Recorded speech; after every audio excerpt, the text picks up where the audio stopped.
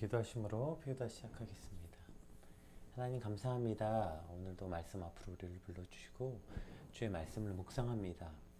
오늘 아브라함과 롯의 선택에 따라 두 사람이 앞으로 펼쳐질 인생이 어떻게 달라지는지 오늘 말씀을 통해 묵상하게 하시고 무엇을 먼저 선택할 것인가 또 선택해서 인생이 어떻게 바뀔 것인가 보다 무엇이 옳은 것인가를 먼저 바라볼 수 있는 지혜가 오늘 말씀을 통해서 있게 하여 주시옵소서. 감사합니다. 예수님 이름으로 기도드립니다. 아멘. 오늘 저희가 함께 살펴볼 말씀은 창세기 13장 1절에서 18절까지 말씀입니다. 우리 함께 읽겠습니다. 아브라함이 애굽에서 그와 그의 아내와 모든 소유와 롯과 함께 네겝으로 올라가니 아브라함에게 가축과 금이 풍부하였더라. 그가 네겝에서부터 길을 떠나 베델에 이르며 베델과 아이 사이 곧 전에 장막 쳤던 곳에 이르니 그가 처음으로 제단을 쌓은 곳이라. 그가 거기서 여호와의 이름을 불렀더라. 아브라함의 일행 롯도 양과 소와 장막이 있으므로 그 땅이 그들이 동거하기에 넉넉하지 못하였으니 이는 그들의 소유가 많아서 동거할 수 없음이니라. 그러므로 아브라함의 가축의 목자와 롯의 가축의 목자가 서로 다투고 또 가나안 사람과 브리스 사람도 그 땅에 거주하였는지라. 아브라함이 롯에게 이르되 우리는 한 친족이라 너나 나나 내 목자나 내 목자나 서로 다투게 하지 말자. 내 앞에 온 땅이 있지 아니하냐. 나를 떠나가라. 내가 좌하면 나는 우하고 내가 우하면 나는 좌하리라. 이에 롯이 눈을 들어 요단 지역을 바라본즉 수알까지 온 땅의 물이 넉넉하니 여호와께서 소돔과 고모라를 멸하시기 전이었으므로 여호와의 동산 같고 애굽 땅과 같았더라. 그러므로 롯이 요단 온 지역을 택하고 동으로 옮기니 그들이 서로 떠난지라. 아브라함은 가나안 땅에 거주하였고 롯은 그 지역의 도시들이 머무르며 그 장막으로 옮겨 소돔까지 이르렀더라. 소돔 사람은 여호와 앞에 악하며 큰 죄인이었더라. 롯이 아브라함을 떠난 후에 여호와께서 아브라함에게 이르시되 너는 눈을 들어 내 있는 곳에서 북쪽과 남쪽 그리고 동쪽과 서쪽을 바라보라. 보이는 땅을 내가 너와 내 자손에게 주리니 영원히 이르리라. 내가 내 자손의 땅에 티끌 같게 하리니 사람이 땅에 티끌을 능히 셀 수 있을진데 내 자손도 세리라. 너는 일어나 그 땅을 종과 횡으로 다녀 두루 보라. 횡으로 두루 다녀보라. 내가 그것을 내게 주리라. 이에 아브라함이 장막을 옮겨 헤브론에 있는 마므레 상수리 수풀에 이르러 거주하며 거기서 여호와를 위하여 제단을 쌓았더라. 오늘 본문의 시작은 이제 아브라함의 가족들이 이제 애굽을 떠나는 장면으로 시작합니다. 우리 먼저 1절에서 4절 말씀 한번 같이 살펴보겠습니다. 아브라함이 애굽에서 그와 그의 아내와 모든 소유와 롯과 함께 네겝으로 올라가니 아브라함에게 가축과 은과 금이 풍부하였더라. 그가 네겝에서부터 길을 떠나 베델에 이르며 베델과 아이 사이 곧 전에 장막 쳤던 곳에 이르니 그가 처음으로 제단을 쌓은 곳이라. 그가 거기서 여호와의 이름을 불렀더라. 이렇게 시작합니다. 그러니까 1절에서 4절의 내용을 그냥 객관적인 내용만 본다면 이제 아브라함이 애굽을 떠나 가나안 베델로 향하고 있고 그곳에서 나올 때 여러 재물을 풍성하게 얻어왔으며 그 조카 롯과 함께였더라 정도의 정보를 알 수 있겠죠. 1절에서 4절. 그러나 1절에서 4절은 어떠한 한 장면을 지금 매우 부각시키고 있는데 그게 뭐냐면 아브라함이 애굽을 떠났고 베델을 향해 가고 있다. 지금 그 장면을 매우 강조해서 기록하고 있어요. 1절에서 애굽을 나올 때라고 표현되어 있는데 애굽은 뭐 어떤 지명을 뜻하는 것뿐 아니라 하나님을 떠난 세속적인 것의 상징, 그것이 곧 애굽이죠. 아브라함이 애굽을 향해 간 것도 마찬가지고 그가 하나님을 떠나 세상의 방법과 세속적인 것을 기대하고 애굽으로 갔기 때문에 그곳은 곧 하나님을 떠난 자리, 세속적인 자리를 상징하는 곳, 그리고 그가 하나님을 떠난 그 세속적인 방법과 세상적인 방법, 즉 애굽을 선택함으로 그곳에서 철저한 실패와 고통을 맛보게 되죠. 그리고 이제 그러한 애굽을 떠나 남방으로 올라갔다 이렇게 표현으로 시작돼요. 올라가다, 이 야알이라는 표현은 물론 저지대였던 애굽에서 팔레스타인의 고지대를 향해 올라가는 것을 의미하기도 하지만 동시에 그가 이제 신앙의 향상, 저 높은 곳을 향해 나아가고 있다는 표현이기도 하는 거예요. 세속적인 것, 땅의 것을 기대하고 바라던 그 발길이 이제는 애굽에서 가나안으로 다시 한 걸음 한 걸음 올라가는 것처럼 그의 마음도 그 인간적인 세속적인 욕망으로부터 점점 멀어지고 즉 하나님을 쫓는 신앙을 향한 향상으로 가고 있다. 이러한 표현으로서 1절이 그가 애굽을 떠나 가나안으로 올라가고 있다. 이런 표현을 하고 있는 것이죠.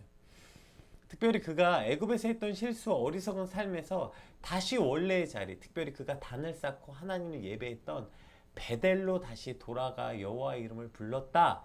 이것을 지금 1절에서 4절은 강조하고 있습니다.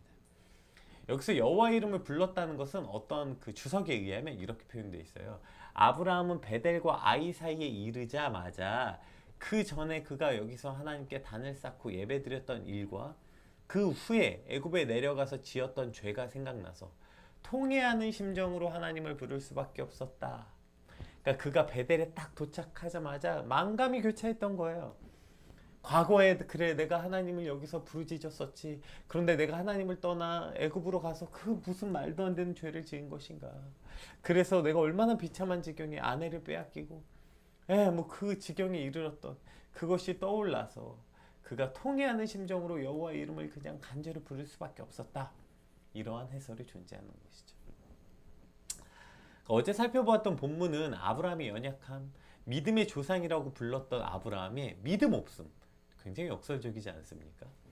그로 인해서 그가 세상을 의지하고 세상의 방법을 의지함으로 겪어야 했던 고통, 아내를 빼앗기고 그로 인해 재물을 얻었지만 비겁하고 비참했던 그의 결과를 볼 수 있었죠.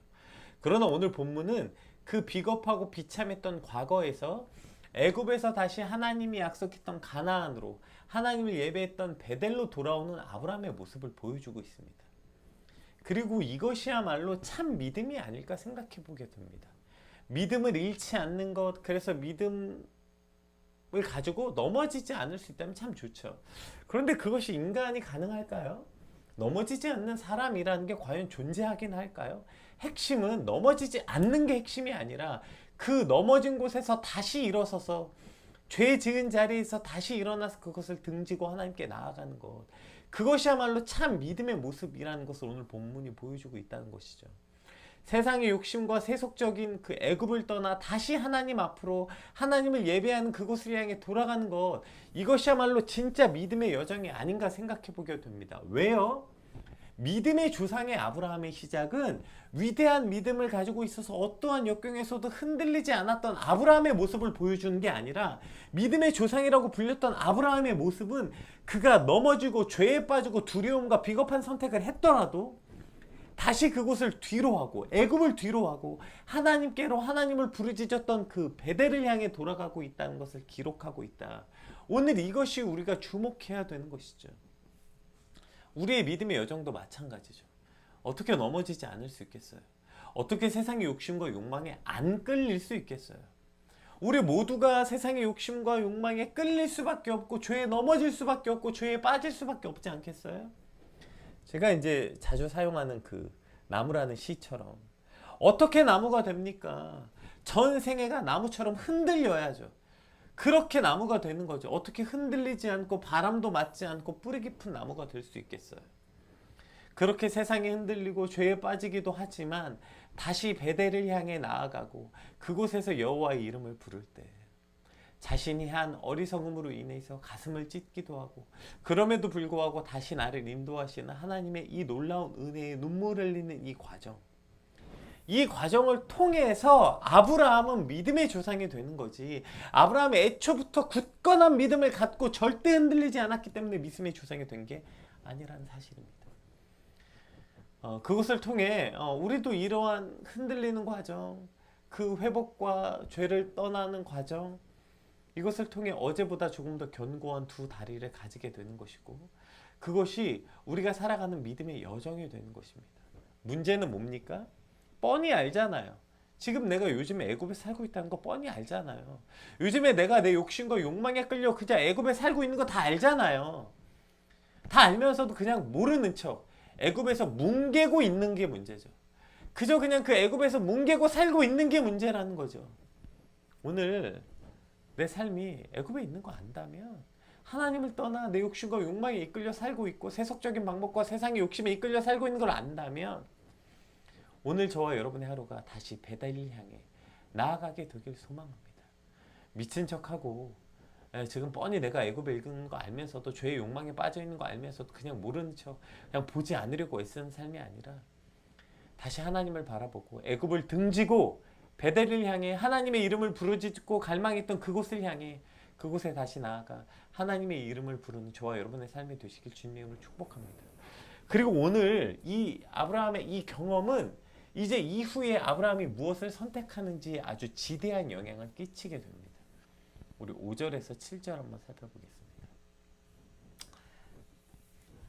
아브라함의 일행 롯도 양과 소와 장막이 있으므로 그 땅이 그들의 동거하기에 넉넉하지 못하였으니 이는 그들의 소유가 많아서 동거할 수 없음이니라. 그러므로 아브라함의 가축의 목자와 롯의 가축의 목자가 서로 다투고 또 가나안 사람과 브리스 사람도 그 땅에 거주하였는지라. 네, 7절까지만 한번 볼까요? 이제 애굽을 나왔어요. 또 다른 문제가 기다리고 있는 거예요. 그런데 참 아이러니하게 그 문제가 뭐예요? 서로 소유가 많아서 일어난 문제라는 거예요. 이것이 또 우리 삶의 참 아이러니 아니에요? 우리 삶의 여러 문제, 여러 다툼이 오히려 언제 일어나냐면 소유가 많아서 그래서 더 많이 갖고 싶고 자기가 많이 이미 가진 걸 빼앗기지 않기 위해서 일어난다는 사실을 오늘 본문은 기록하고 있어요. 소유가 많아지기 위해서 그렇게 길을 써봤자 저렇게 더 싸우고 다툼이 일어난다는 거예요. 그러니 그렇게 헛된 거에 마음 빼앗기지 말고 더 많이 소유하겠다고 그냥 길을 쓰고 막 애를 쓰는 그런 어리석은 삶이 되지 않길 소망합니다.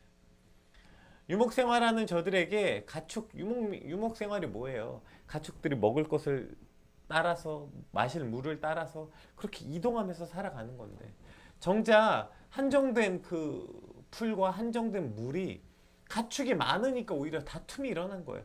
가축이 많지 않을 땐 다툼이 일어나지 않았어요. 그들이 서로 함께 먹고 함께 마시기에 충분했거든요. 그런데 소유가 많아지니까 더 많이 먹고 싶고 더 못 먹을까 봐 두렵고 다툼이 일어날 수밖에 없는 거죠. 자, 이제 그래서 아브라함이 이것을 통해서 결단하게 됩니다. 우리 7절에서 13절까지 한번 볼게요. 자, 8절에서 13절. 아브라함이 롯에게 이르되 우리는 친족이라 나나 너나 내 목자나 내 목자나 서로 다투게 하지 말자.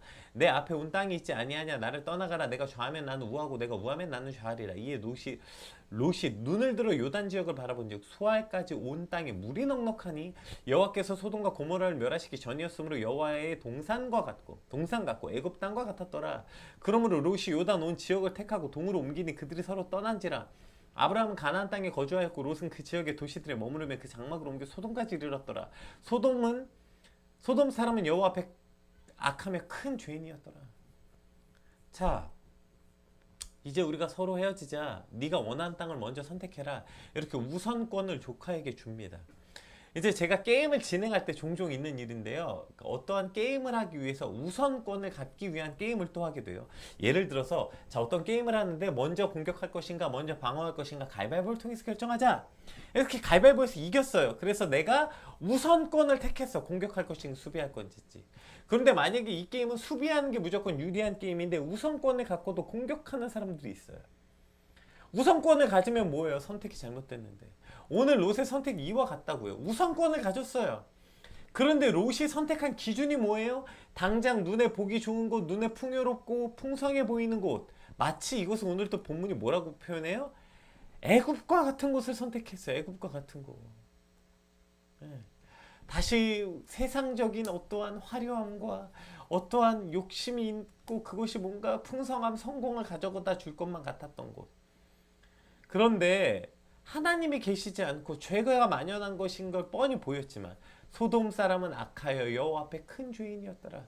애굽과 같았더라. 이미 성경은 여러 번 표현하고 있어요. 그곳이 죄가 만연해져 있고 하나님이 없는 곳이란 걸 뻔히 알았다고요. 다만 뭐예요? 그곳이 마치 하와가 선악과를 선택했을 때처럼 보암직도 하고 먹음직도 하였거든요. 네. 우리가 그 순간의 선택이 평생을 좌우한다 참 많이 듣죠. 그만큼 선택이 많은 것, 선택이 인생을 중요하게, 선택이 우리 인생을 좌우한다. 뭐 이런 중요성을 강조해요. 그런데 정작 무엇이 바른 선택인지에 관해서는 가르쳐 주지 않아요. 무엇이 진짜 바른 선택인지에 대해서는 깊게 생각하지 않아요. 그냥 단순히 눈에 좋아 보이는 것, 단순히 내 눈을 들어 본즉 화려해 보이고 풍성해 보이고 그곳에 가면 성공할 것만 같은 곳, 그런 곳이라고요. 우리가 대부분 요즘에 한 번쯤은 경험해 보는 것 같아요. 요즘은 여행을 가지 않더라도 밥을 한번 먹더라도 유튜브나 블로그나 이런 걸 통해서 어디가 맛있는지 뭐 이런 걸 선택해요. 그렇게 해서 어떤 블로그에 여기가 맛있다더라, 유튜브 보니까 거기가 진짜 유명하다더라, 그래서 갔는데 최악이었던 경우 한 번씩 경험해 보지 않아요? 뭐 이런 데가 맛있다고 그 난리야, 이런 경우들. 그런가 반면 어떤 곳은 누가 데려갔는데 진짜 허름하고 들어가기도 싫게 생겼어요. 근데 가봤더니 와 진짜 말도 안 되게 맛있는 경험, 이런 경험들 있죠. 왜요? 맛은 눈에 보이지 않는 가치를 가졌거든요. 이해되세요? 맛이라는 가치는요 눈에 보이지 않는다고요. 아무리 블로그를 보고 유튜브를 봐도 그것을 통해서는 맛의 가치를 알 수 없어요. 왜냐하면 블로그나 유튜브는 눈에 보이는 것만 판단할 수 있거든요. 보암직한 거예요. 먹음직한 거예요. 그러나 그것만 가지고는 맛의 가치를 평가할 수 없어요. 우리 인생도 마찬가지 아니에요? 사실 진짜 중요한 가치들은 눈에 보이지 않는 것인 경우가 많아요. 저 사람이 신뢰할 만한 사람인가 아닌가, 이 사업이 할 만한 사업인가 아닌가, 그것을 판단하는 것이 늘 눈에 보이는 어떤 것이라고요. 그러니까 늘 사기당하고 잘못된 것을 선택하는 거 아니에요. 당장 내 눈에 화려하고 대단해 보이는 어떠한 곳, 야 저거 선택하면 대단할 것만 같은 곳, 그것만 평생 쫓아서 그것만 쫓아서 직장 다니는 거예요. 야 저 직장 가면 내가 성공할 것 같고, 저 직장 되게 화려해 보이고, 저 직장 가면 뭐라도 될 것 같은 직장, 야 이 사업하면 진짜 뭐라도 될 것 같은 사업, 이 사람하고 뭔가 함께하면 뭐라도 될 것 같은 것. 사실 이런 것은 믿음의 가치와 상관없이 그러한 것 쫓아다니면 망한다는 삶을 그냥 대부분의 사람들은 다 알고 있어요. 하물며 믿음을 가진 우리의 선택은 완전히 달라야 되는 거 아닙니까? 오늘 소돔은 악하고 여호와 앞에 죄인인 것, 그것을 뻔히 알면서도 가는 거예요. 왜요? 믿음의 사람이라는 롯이 거기가 풍성해 보이고 화려해 보이고 거기 가면 성공할 것 같거든요. 그러니까 지금 거기를 선택한 거예요. 오늘 우리의 선택은 다릅니까? 롯의 선택과? 하나님과 멀어질 게 뻔히 보여요. 거기 가면 뻔히 안 될 거 알아요. 대부분 안다고요. 그런데 거기를 선택해요. 왜요? 거기가 화려하고 풍성하고 성공할 것 같고 재밌어 보이거든요. 그 사람이 아닌 거 다 알잖아요. 많은 사람들이 물어봐요. 이 사람이 하나님이 보내신 사람입니까? 아닙니까? 뭐 많은 청년들이 물어봅니까? 누구보다 네가 잘 알잖아요. 그 사람 선택하면 안 되는 거. 그 사람과 함께 있으면 죄를 짓고, 그 사람과 함께 있으면 하나님과 멀어진 거 뻔히 알잖아. 그런데 그 사람을 선택해. 왜? 그 사람이 매력적이고 그 사람과 같이 있으면 재밌고 즐겁다고 생각하거든요. 그런데 그 사람과 함께 있으면 내가 하나님과 멀어지고 내 인생이 점점점 타락하고 있는 걸 알면서도 선택한다고요.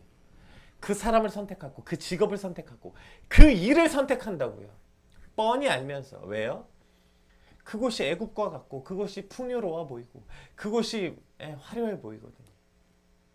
그러나 그 선택이 얼마나 끔찍하고 비극적인 일을 가져오게 되는지 우리가 이제 내일 또 살펴보게 되죠. 롯이 이것을 선택함으로 인해서 그 가정이 풍비박산 나잖아요. 너무나도 잘 아는 거 아닙니까? 하나님을 떠난 하나님의 백성들의 삶은 너무나도 뻔한 거예요. 그런데 우리는 오늘 무엇을 선택하고 있어요? 순간의 선택이 평생을 좌우하는 거 맞아요. 그런데 무엇을 선택할 것이냐고. 보세요. 오늘 롯은 그가 눈에 보이기에 화려하고 바람직하고 뭔가 그곳에 가면 풍성할 것 같고 그곳에 가면 복을 받을 것 같고 그곳에 가면 성공할 것만 같은 풍요로운 땅, 그 땅을 선택해서 갔어요. 자, 그런데 아브라함은 어디를 향해 갔습니까? 아브라함의 선택을 볼게요. 14절 보세요. 롯이 아브라함을 떠난 후에 여호와께서 아브라함에게 이르실 때, 보세요. 너는 눈을 들어 너 있는 곳에서 북쪽과 남쪽 그리고 동쪽 서쪽을 바라보라. 이게 뭐예요? 동서남북 어디든 다 바라보라는 거예요. 보이는 땅을 내가 너와 내 자손에게 주리니 영원히 이르리라.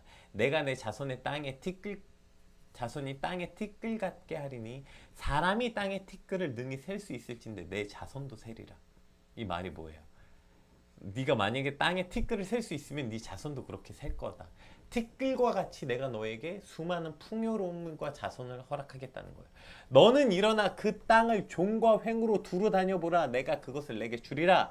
이에 아브라함이 장막을 옮겨 헤브론에 있는 마므레 상수리 숲에 이르러 거주하며 거기서 여호와를 위하여 제단을 쌓았더라. 아멘. 이해되세요? 아브라함, 지금 하나님이 아브라함에게 하고 있는 말이 뭐예요? 눈에 보이는 곳을 가는 게 아니라 어디든 가라는 거예요. 어디든. 왜요? 여호와가 너와 함께 있는 게 핵심이지 네가 어딜 가냐가 핵심이 아니라는 거예요. 여러분, 이것이 믿음의 사람의 선택이어야 되는 거예요. 오늘도 많은 사람들은 보암직하고 있어 보이는 곳, 성공을, 저기 가면 풍요롭고 저기 가면 성공할 것만 같은 어떤 곳을 향해 가라고 말해요.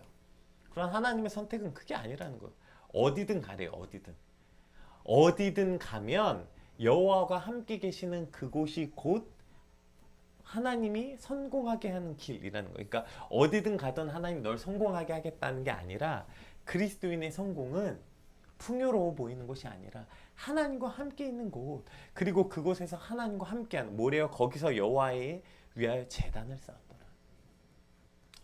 이것이 우리의 삶의 방식이어야 된다는 거예요. 그러니까 롯은 성공을 쫓아 풍요로운 곳을 선택했지만, 그러나 하나님의 백성은 뭘 쫓아? 하나님을 쫓아 하나님을 선택하는 게 우리의 삶의 방식이라는 거예요. 그것이 좌든 우든 북쪽이든 동쪽이든 남쪽이든 서쪽이든 상관없다고요. 종과 횡으로 어디를 다녀도 상관없다고요. 네가 무슨 직장을 선택하든, 네가 오늘 뭘 선택하든, 무슨 사업을 선택하든 상관없다고요. 우리의 선택은 뭐예요? 하나님이면 된다고요. 그러면 하나님이 너와 함께 하심으로 하나님을 예배하는 그곳이라면 무엇을 선택하든 어디를 선택하든 상관없다고. 즉, 우리의 모든 선택은 곧 하나님이면 된다. 오늘 이것을 말하고 있는 것입니다. 오늘 저와 여러분의 선택이 이와 같길 주님의 이름으로 축복합니다. 보암직하고 먹음직한 거, 야 저기 가면 성공할 것 같고 저기 가면 대단할 것 같고, 아니요. 맛집 선택해 봤잖아. 블로그 보고 속아 봤잖아. 우리 인생도 언제까지 그렇게 속을 거예요? 속아 봤잖아요. 야 저기 가면 성공할 것 같았는데 망한 경험 있잖아요. 그리스도인의 선택, 하나님의 백성의 선택은 그것이 아니에요. 우리의 선택은 늘 하나님을 선택하는 거예요. 하나님을 선택하면 좌로 가든 우로 가든 횡으로 가든 종으로 가든 상관없다고요. 그저 우리의 삶이 늘 그렇게 하나님을 선택하고 그 하나님을 선택한 곳에서 예배하는 삶, 이것이 늘 우리의 선택이면 우리는 그것이 무엇이 됐든 그것이 곧 성공인 거예요. 그 자리가 우리의 성공이에요. 그것을 통해서 얼마나 많은 것을 이루었는지 상관없어요. 이루면 뭐 할 거예요? 다 빼앗길 걸. 무엇을 이루었는가가 아니라 하나님을 선택했는가, 그곳에서 하나님과 예배하는 삶을 살고 있는가, 이것이 우리의 성공이고 이것이 저와 여러분의 선택이 되시길 주님으로 축복합니다. 우리 오늘 받은 말씀 놓고 함께 기도합시다. 하나님, 아브라함이 그 과거에 실패했던 자리에서 그는 철저하게 배웠어요. 뭐요? 하나님과 함께하는 것이 우리 삶의 성공인 것을 배웠고, 아브라함은 오늘 그것을 그의 삶에서 실천하게 됩니다.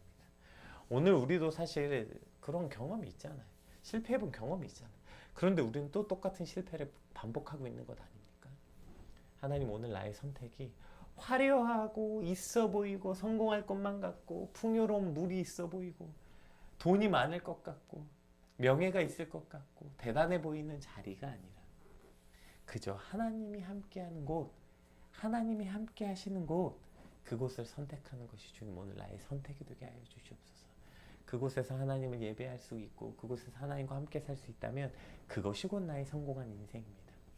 이것을 마음 깊이 새기는 오늘 우리의 삶이 되게 하시고 이것을 늘 선택하게 하여 주시옵소서. 우리 같이 받은 말씀 놓고 함께 기도하겠습니다. 기도합시다.